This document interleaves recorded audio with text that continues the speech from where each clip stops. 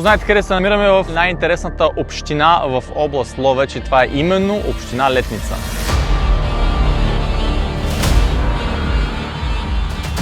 Вие зад мене виждате ли стадион в момента? Това, което виждате е една стара постройка. Сметищата на Красимир Джонев, кмета на община Летница, област Ловеч, по наши сведения са 20, може би наброяват повече. Кое е интересното? Че общината ми за двата програмни периода е направила 26 проекта и е използвала 13 милиона лева. Това е само едно от видимите лъжи, които са извършени тук от кмета Красимир Джонев. Ще ви разкажем още много истории, които хората ни казаха тук и как те не могат да живеят спокойно. Или единственото нещо, което би прибрало летничани обратно в Летница е, ако спокойствието се върне веднъж за винаги.